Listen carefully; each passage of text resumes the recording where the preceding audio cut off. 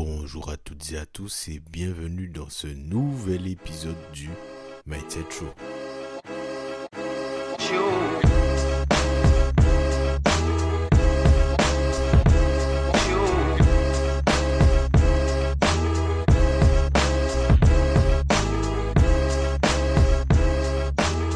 J'espère que vous vous portez bien et que tout se passe pour le mieux pour vous, que cette semaine fut productive et enrichissante et que vous continuez à avancer dans la réalisation de vos objectifs. Il sera toujours préférable d'avancer pas à pas, jour après jour, semaine après semaine, plutôt qu'à chercher à faire des grands pas, à accélérer le mouvement, à aller plus vite que la musique parce que vous vous sentez peut-être obligé ou que certaines choses que vous voyez vous donnent envie d'y accéder plus vite.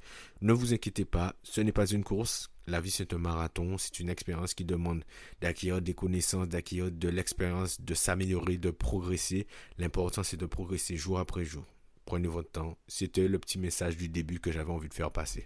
Alors, nous n'allons pas perdre plus de temps, même si vous avez une petite idée du sujet que nous allons aborder aujourd'hui. Alors, dans le sujet du jour, nous allons découvrir ensemble ce qu'il faut pour se construire ce que j'appelle un état d'esprit ou un mental de gagnant, un mental de vainqueur.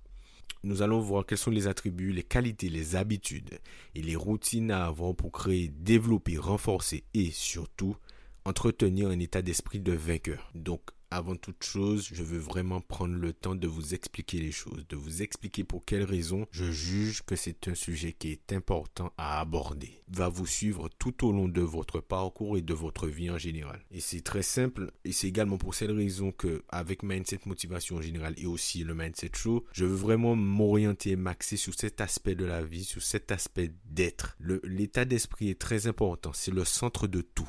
Votre état d'esprit peut vous aider et va vous aider dans la réalisation de vos objectifs, mais il peut également vous desservir. L'état d'esprit peut être le moteur, mais aussi le frein de votre réussite.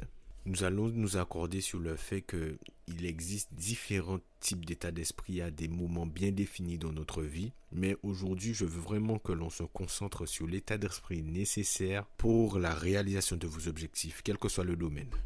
Si vous voulez réaliser certaines choses, il est important de comprendre un principe simple. Comme je l'ai dit, nous avons différents types d'état d'esprit. Lorsque vous avez une envie d'atteindre une situation donnée, une position donnée, réaliser quelque chose, votre état d'esprit doit être axé sur la croissance. Il doit être programmé pour avancer, pour progresser.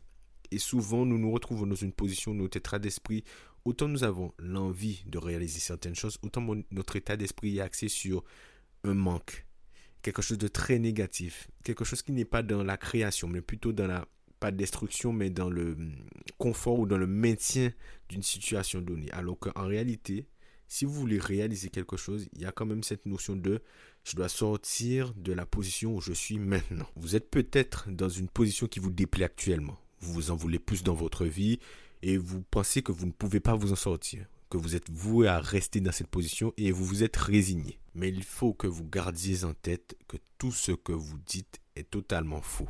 Ce sont des croyances limitantes. Techniquement, vous êtes capable de réaliser bien plus de choses que ce que vous faites actuellement. Et ça, vous devez l'intégrer et y croire. Le seul problème, c'est qu'actuellement, vous êtes bridé. Bridé par votre état d'esprit, vos croyances actuelles. Ce que je vais dire va sûrement être très difficile à accepter. Mais dans la plupart des cas, votre situation actuelle est le résultat de votre état d'esprit, de vos choix et de vos croyances. Et pour pouvoir avancer et entamer la voie qui mène à la progression, il est important que vous l'acceptiez et que vous preniez vos responsabilités. Alors attention, je ne suis pas en train de dire que vous fuyez.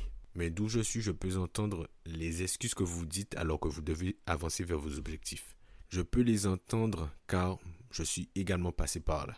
Nous sommes tous passés par là. Nous avons tous des excuses, tous des limites. Et l'important justement, si vous voulez atteindre une position dans laquelle vous n'êtes pas, si vous voulez réaliser un objectif, c'est de les surmonter, de les surpasser. Parfois, certaines personnes ont besoin de déclic, de quelque chose, d'un événement pour surpasser ces limites. Ils ont parfois besoin de se mettre dans une situation ou parfois que la vie les mette dans une situation où ils n'ont pas le choix pour se bouger et pour les surmonter. Ils ont besoin d'être dans cette situation d'urgence, d'avoir ce sentiment d'urgence, d'être dans cette position où, d'accord, là maintenant, j'ai plus vraiment le choix. Car soyons honnêtes, c'est difficile.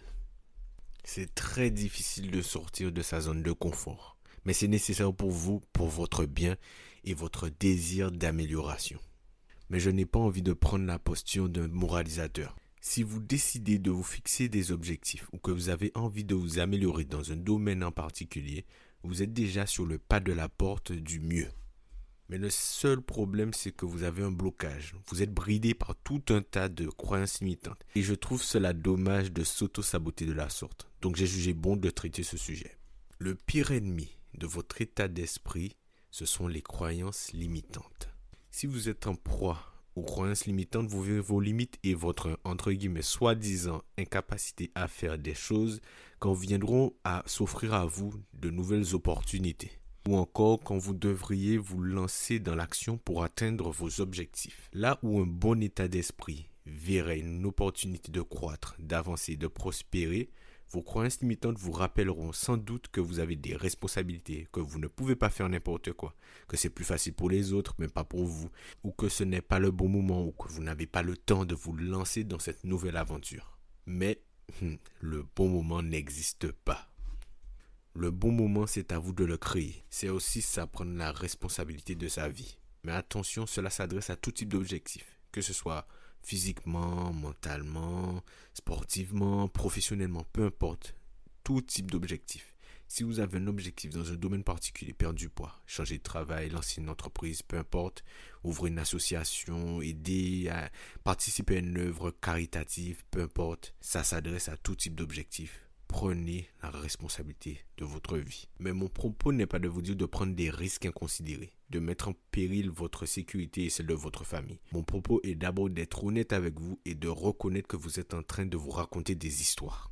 Mais même en m'exprimant de la sorte, même si vous en avez déjà conscience, vous ne vous rendez même pas compte d'à quel point une croyance limitante bien ancrée peut vous auto-saboter. Parfois, elle est là depuis tellement longtemps. Elle est tellement bien ancré que l'on n'en a même pas conscience. Et j'emploie exprès le terme conscience, car cette croyance qui vous empêche d'avancer fait partie de votre système de pensée, c'est-à-dire qu'elle est totalement inconsciente. Elle fait tellement partie de votre mode de fonctionnement qu'il ne vous viendrait même pas à l'idée de la remettre en doute. Et généralement, lorsque l'on parle de croyances limitantes, on imagine les plus facilement identifiables, comme les très simples « je n'ai pas le temps de faire ça » ou je ne peux pas me permettre de faire ci. Alors qu'en réalité, très souvent, tout est une question d'organisation. Mais par contre, il y a une croyance limitante que nous utilisons tous et qu'on n'a même pas conscience que c'en est une, c'est lorsque l'on se définit. Par exemple, je suis quelqu'un de désordonné. Alors, je suis intimement convaincu et encore une fois, ça n'engage que moi, que en réalité, on ne naît pas, par exemple, désordonné ou avec un manque de confiance. C'est plutôt quelque chose qu'on développe par rapport à des aléas de la vie ou certaines choses qui nous sont arrivées, des événements particuliers, ou que l'on développe sans vraiment y faire une très grande attention. Parce que, et moi, j'accorde une très grande importance aux mots que l'on emploie pour se définir soi-même. Le fait de se dire, je suis quelqu'un de désordonné, c'est limitant. Ça veut dire que on estime en soi, par cette phrase-là, que le fait de s'organiser, de faire les choses correctement, en fait, ça ne nous correspond pas. Ce n'est pas nous. On n'est pas comme ça. Mais ça, c'est limitant. Car pour que vous puissiez bien comprendre où je veux en venir, moi, je pars du principe que, comme je l'ai dit dans divers épisodes auparavant, en naissant, nous sommes nés vierges de toute croyance, toute limitation. Nous sommes capables d'énormément de choses. Comme je l'ai dit précédemment, vous êtes bridé. Vous êtes capable de bien plus que ce que vous faites actuellement. Comment vous vous définissez, c'est avec le temps que vous l'avez développé. Mais si vous en prenez la décision, si vous utilisez les bonnes méthodes et si vous vous organisez, vous cherchez à vous améliorer, vous pouvez devenir une toute autre personne. Je veux dire en termes de comportement. Quelqu'un qui d'apparence est désordonné peut devenir très ordonné s'il met en place un certain schéma que j'expliquerai sûrement par la suite dans cet épisode. Et j'insiste encore sur le fait que vous êtes capable de bien plus que ce que vous faites aujourd'hui. Vous en avez les capacités, mais faut-il encore les utiliser à bon escient? Et surtout en avoir conscience. Peu importe votre situation actuelle, si vous avez le bon état d'esprit, vous pourrez toujours trouver une solution à vos difficultés. Et j'insiste sur le toujours. Et adopter un état d'esprit de vainqueur passe par cela. Assimilez le fait que vous pourrez toujours vous en sortir. Vous en avez les capacités, mais vous ne vous faites pas suffisamment confiance. Donc, première étape, vous allez faire un exercice très simple.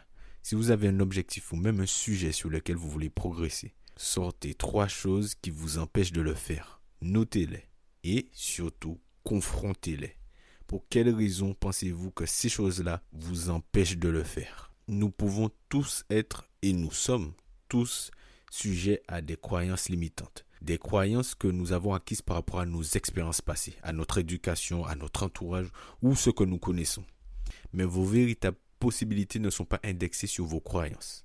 Mais vos capacités à les saisir, elles le sont. Si vous parvenez à vous convaincre au plus profond de vous que vous êtes capable de réaliser quelque chose, peu importe le domaine, vous finirez par y arriver.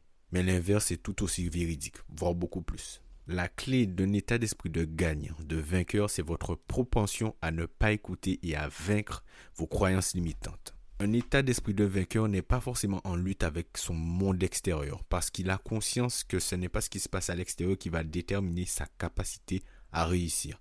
Il est plutôt capable de lui se pousser car il a conscience qu'en réalité, la seule chose qui compte, c'est lui. C'est ce qu'il est capable de faire. C'est sa capacité à se pousser à vaincre ses limites, ses propres limites, à les défier, à avancer, à continuer à avancer, même quand c'est dur, même face aux obstacles, même dans la difficulté. Car il y a énormément de choses qui sont en dehors de notre contrôle. L'état de l'économie actuelle, le monde dans lequel on vit, le pays où on a grandi, tout un tas de choses. Mais par contre, s'il y a bien une chose sur laquelle vous avez un total contrôle, et même si vous n'en avez pas conscience, c'est bien votre état d'esprit. Alors oui, il peut y avoir certaines choses qui peuvent venir parasiter ce contrôle, comme des problèmes de santé. C'est pour ça qu'il est important de faire attention à son alimentation, à son hygiène de vie, etc. Mais dans la majorité des cas, nous avons un total contrôle sur notre état d'esprit, sur ce qui se passe à l'intérieur de nous. Deuxième étape, prenez conscience des choses et prenez la responsabilité de vos victoires, mais également et surtout de vos échecs. Bien évidemment, tous vos échecs ne sont pas intégralement de votre faute. Mais avoir un état d'esprit de vainqueur, c'est prendre le contrôle de ce que l'on peut contrôler. On ne contrôle pas les choses qui peuvent se produire, on ne contrôle pas les faits, mais on peut prendre la décision de contrôler nos émotions, nos actions, nos réactions. Donc imaginons que vous avez échoué dans un domaine par rapport à quelque chose de totalement extérieur à vous. Vous n'avez pas le pouvoir de changer cet événement, mais vous avez le pouvoir de garder le contrôle de vos émotions et des actions que vous allez mettre en place suite à cet événement et à cet échec. Et justement, c'est là toute la clé. Celui qui a un état d'esprit de gagnant va se concentrer sur ce que lui peut améliorer. Il ne va pas se morfondre sur ce qu'il ne peut pas contrôler, sur des choses qui ne sont pas sous son pouvoir, car il sait que même en se plaignant, s'en plaignant, ça ne changera absolument rien pour lui. Donc, regardez les faits et prenez le contrôle de ce que vous pouvez contrôler. Prenez le contrôle de vos réactions et de vos actions. Troisième étape, concentrez votre esprit sur la croissance. Prenons un exemple. Imaginons qu'il se produise un événement particulier et qu'il y ait 2 personnes qui assistent à cet événement. Je peux vous promettre que ce même événement peut produire 2 réactions différentes chez ces 2 individus. Là où l'un va voir les opportunités, l'autre va voir le risque. Là où l'un va ressentir de la peur, l'autre va apercevoir de la chance. Là où l'un va voir les possibilités, l'autre va voir les obstacles. Et c'est principalement ça la différence entre un esprit porté sur la croissance et un autre qui laisse ses croyances limitantes l'enfermer. Justement, vous, face à une situation donnée, à un événement particulier, ou même face à votre situation, vous devez pouvoir apercevoir une marge de progression. Votre esprit doit être ouvert sur la progression, sur la croissance. Il doit avoir des opportunités là où d'autres verront des obstacles. Il doit pouvoir surmonter, avancer, être vraiment concentré sur des opportunités, des chances. Là où d'autres verront un risque, un problème, il doit forcément être concentré sur la solution. Un changement d'état d'esprit est une décision que l'on prend.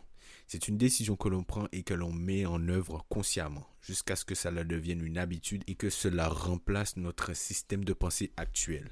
Gardez bien en tête que si vous voulez changer d'état d'esprit, si vous voulez avancer dans un objectif, réaliser certaines choses, ce sont des actions conscientes que vous allez devoir mettre en place quotidiennement jusqu'à ce que cela devienne une habitude, jusqu'à ce que cela devienne une routine, que vous n'ayez même plus à y penser. La progression et la réalisation de ces objectifs passent également par la compréhension et la conscientisation de sa situation. C'est à partir de là, de cette conscience que l'on a de sa propre situation que l'on peut progresser, mettre en place des actions conscientes pour pouvoir avancer. Gardez bien en tête que vous êtes au volant de votre vie, que vous pouvez réaliser bien plus de choses que ce que vous faites actuellement. Il n'y a absolument aucune limite, si ce n'est celle que vous vous mettez à vos possibilités. Ouvrez votre champ des possibilités, ne vous fixez aucune limite. Ne dites pas que vous n'êtes pas capable de réaliser telle chose ou que vous n'avez pas le temps. Non. Essayez de vous organiser, voyez les possibilités, les opportunités, les chances que vous avez et essayez d'agir dans ce sens-là et pas autre chose. Donc je vous remercie pour le temps que vous avez accordé à cet épisode. J'espère qu'il vous a été utile, qu'il a pu vous permettre d'avancer. J'essaie de faire assez court, assez précis, assez concis, mais bien évidemment, comme tous les autres sujets, ça peut être encore bien plus développé. Je pense qu'encore que je vais sûrement faire à l'avenir un autre épisode pour encore aller plus loin dans mes propos ou aller sur un autre angle. Et n'hésitez pas surtout à noter ce podcast, à me dire ce que vous en avez pensé, à me laisser des avis. N'hésitez pas à me contacter sur Instagram afin peut-être de me suggérer un sujet que vous aimeriez que j'aborde, qui pourrait aider énormément de personnes. Je suis à l'écoute de tout. Prenez bien soin de vous et on se dit à la prochaine, à vendredi prochain pour le prochain épisode. Salut!